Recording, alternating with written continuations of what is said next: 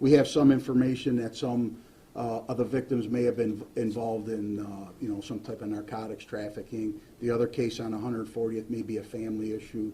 I don't think there's any one issue that connects all of them, but each one of them, there was obviously access to a weapon, and there was violence associated with that. Any gang affiliation? You mentioned drugs, possibly, but is there any? Well, Kevin, we do, as you know, Chief Williams has dedicated additional resources to our street gang enforcement squad about 30 days ago. So we are looking at that. We actually have stepped up our enforcement efforts, and our gang squads are working around the clock along with the ATF, the FBI, and with our other partners. So we are trying to identify to see if there is any type of structured gang affiliation, and we are being assisted by members of the county prosecutor's office also. Any sense as to why now? Why so many? This rash? No, no, not really. I mean, if we had that answer, we ask that question amongst each other all the time. Why? But it's just it seems like it's something that's going on in society, not unique to the city of Cleveland, but as you know, our main concern is the residents of the city of Cleveland here. But no, I think it's just, the accessibility to guns and, no nonsense feeling that some of these young people have that, they can fire that gun without a consequence. And that's our job, is to figure out what happened and hold them accountable. Can you give us a little biography of Lindsay, how you got to him, his background, what you can share? Well, I mean, how we got to him was actually from, we were doing neighborhood canvases. We had some information that wasn't very, very solid, and then we did receive some information from people in the community and pointed us in a direction of some people that we should interview. Obviously, I don't want to get real specific because these are people providing us information about an active homicide investigation. So what we do is we take that information, obviously we document it, we see if it fits with any of the other information we have, and then we go see a prosecutor. And it's up to them to determine if we've established enough probable cause, which they have, and then we went to a judge and we got this arrest warrant issued. Can you talk about Robert Rembert's arrest at all in Medina? The one that was found today, the car?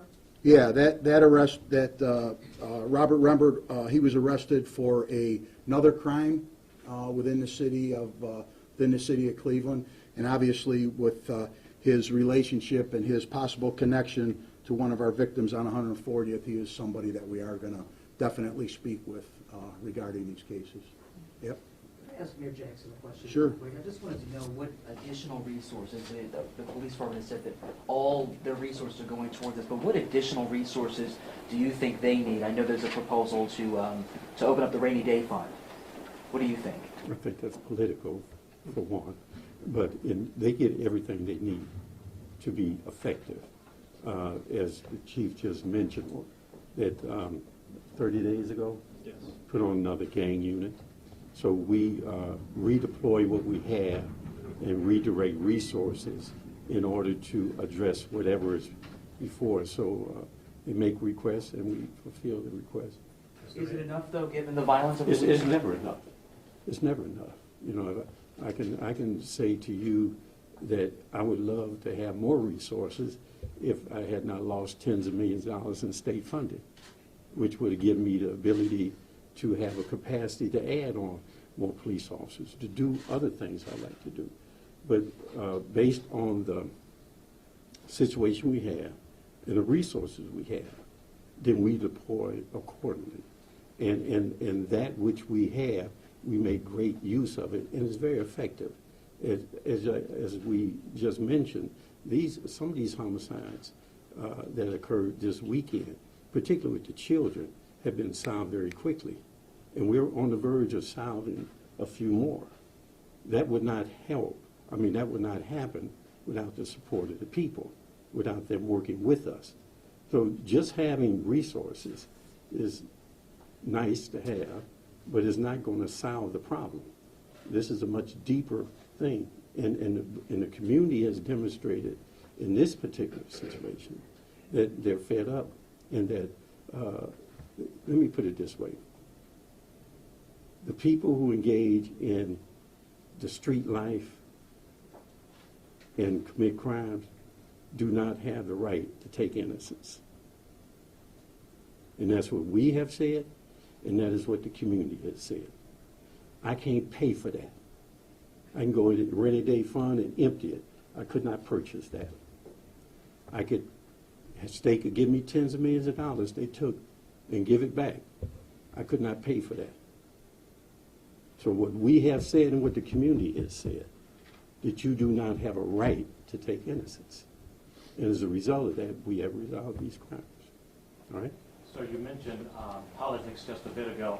And pardon this pun, but do you see this latest spate of shootings as additional ammunition to go back to Columbus and say, I told you that these kinds of things would happen, but you guys stopped my gun control legislation? Yeah, and based on what? My point is, what else could I go back to them and say? I could go back and say that I would like at least half of the tens of millions of dollars that you took. I would like to go back and say when they passed very relaxed gun laws and made us, on a local community, unable to enforce responsible gun ownership. And we said at that press conference that we didn't know when or where. We knew somebody would die as a result of that. Now, what impact that makes on them, I don't know. But, you raising that question and asking them that question, I think would be very helpful, because we already have an answer to it, that we need to have responsible gun ownership. We need to have people who are not allowed to have guns be held accountable, and we need to have the ability to pay for those services that we like to pay for, not just in safety, but in recreation. When you're looking at young people, and how do you prevent young people from getting into the life, what are those things that you can do on a preventive side? We'd like to have the resources to do that. All these kinds of things, rather than just believing that if you put another dollar into the division of police, that all of a sudden your problem's going to go away. It's not. Does that imply an answer to the fact that the Justice Department... No, which ones? Justice Department just announced today that they're giving you a few more police resources there. Does that... Well, it'd been nice if they'd have told me. I just learned about it 10 minutes ago. But of course, I'll take the money. I just have to figure out what strings are attached to it. But I just learned it about 10 minutes before I came in here. So I can't really comment on that other than that. Does anybody have any more questions just specific to the Could somebody case? address the role that having a first aid kit in the police officer's car on Saturday, I believe it was, helped, police officers helped You that. talking to me or the chief? Maybe the chief. Chief. How police officers were more able to help that 10-year-old little boy because now they have first aid kits in their cars. Right. I mean, it's probably a misconception that our officers don't render first aid to people, even before we deploy first aid kits. But it was definitely a factor in this case with the 10-year-old on that scene. The officers did what they were trained to do, and I'd like to think that what the officers did actually aided in saving that child's life. But again, our officers do those things every day, whether they have a first aid kit or not. Will they all have first aid kits by the end of the year? Yes, they will. But not everybody is equipped just yet. We're in the process of doing that now, but we're almost to equipping every zone car in the city of Cleveland with a first aid kit. One more question. Of the boy? We know the condition of the 10-year-old. We don't have that info to give out right now. He's still confined at the University Hospital. Okay, that's going to be it for Chief, one last today. question if I can. These additional federal dollars that we're getting today, do you have any sense of where you'd like to put it? I know we're just learning about it, but if you had the magic wand, where would you put these 50%? Well, again, as the mayor stated, those federal dollars come with stipulations. We And don't know until what we the can see those, it's hard to say where we would like them to go. So we're not Thank in the you. phase of accepting No, that. we don't know yet. Thank you. Thanks for coming. Thanks, everyone.